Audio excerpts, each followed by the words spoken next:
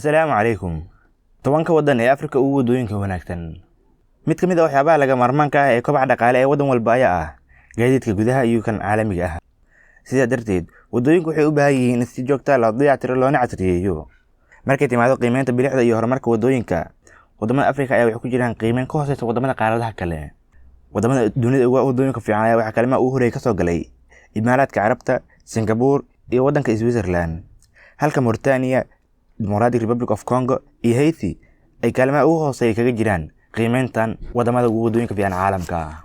Markii loo fiirinayo qiimeynta caalamiga ee wadooyinka qaaradda Afrika, kuwani waa tobanka ugu sarreeya dhanka tayada wadooyinka. Haddii ay tahay markii ugu horeysay soo booqato channelkan, fadlan ku soo biir channelkan oo taawa calaamadda subscribe si ay ugu soo gaaraan muuqaalada ka soo burqanaya channelka Burqad. Lana wadaag asxaabtaada oo ugu share garay baraha bulshada. Muuqaalka daakaasha like saar mahadsanid.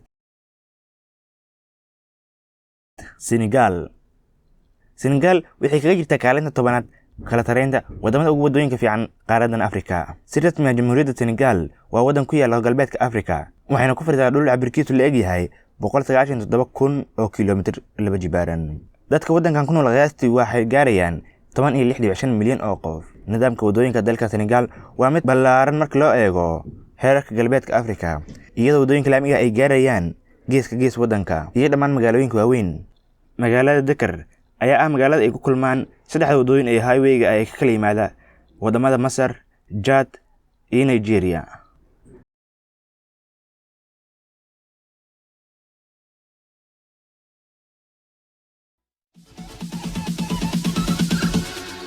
Bounds.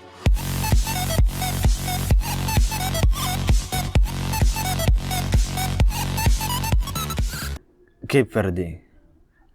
Waddankan kaalinta galaad ka tagala qiimeynta waddamada ugu wadooyinka fiican qaaraddan Afrika ayaa ah jasiirad ku taala bartamaha badweynta Atlantiga, taasoo ka kooban 10 jasiiradood lehna dhul ballaaran oo markii la isku daro qiyaastii ah 4,033 kiiloomitir oo laba jibaaran. Dadka waddankaas ayaa waxaa lagu qiyaasaa inay yihiin 600,000. Isgaarsiinta wadooyinka waddankan ayaa waxaa maamula dowladda. Dhererka wadooyinka waddankan ayaa waxay gaarayaan 1,650 kiiloomitir.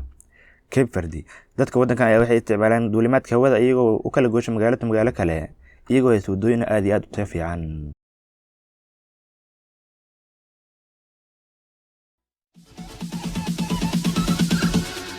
Bounds.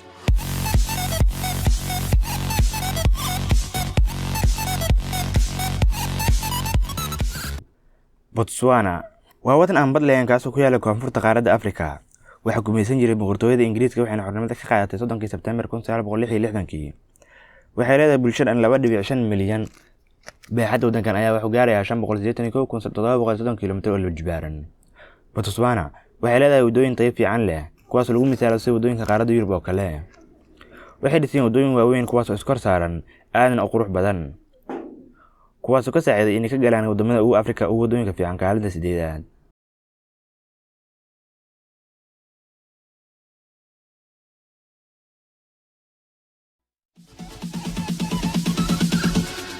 Bounds.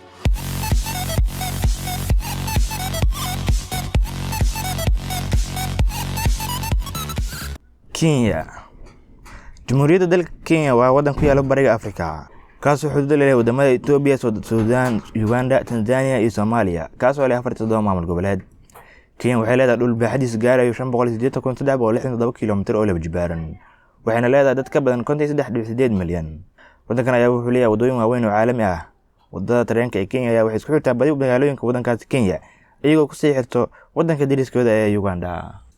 Waxay leedahay 15 garoon diyaaradeed oo caalami ah. Sida laga soo xigtay guddiga wadooyinka Kenya, dhererka wadooyinka waddankaasi Kenya ayaa waxay gaarayaan 160,886 kiiloomitir, kuwaasoo ka saaciday inay ka galaan booska toddobaad ee kala tareynta waddamada ugu wadooyinka fiican qaaraddan Afrika.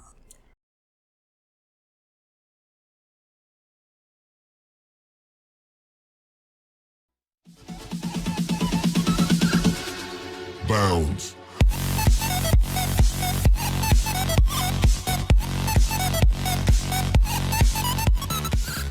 Morocco waa waddanka lixaad ee ugu wadooyinka fiican qaaraddan Afrika. Boqortooyada Morocco waa waddan dhaca waqooyiga qaaraddan Afrika. Caasimadda waddankaasi ayaa ah Rabat, halka magaalada ugu weyn ay tahay Casablanca. Baaxadda waddankan ayaa waxaa lagu sheegaa inuu yahay 710,850 kiilomitir oo laba-jibaaran, halka bulshada waddankaas ku nool ay gaarayaan 6.5 milyan. Waxayna ku taalaa goob istiraatiijiyad ah taas oo u dhow qaaradda Yurub. Taas ayaa awood u siisay inay ka mid noqoto meelaha ugu sarreeya ee dalxiisayaashu ay jecel yihiin. Dowladda Morocco sanadkii la soo dhaafay waxay maalgelin ku samaysay kaabayaasha miyiga, helitaanka koronto iyo dabcan waddooyinka wanaagsan. Morocco ayaa waxay leedahay waddooyin waaweyn oo tayo fiican leh.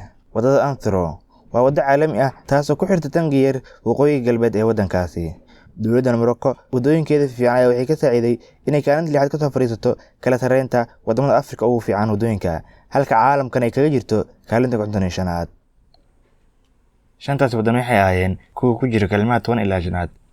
Inta ka soo hartay waxaan kugu soo gudbin doonaa muuqaalkan kan xiga. Muuqaalkan intaas ayuu noogu egyahay. Waa ku mahadsantahay daawashada muuqaalka.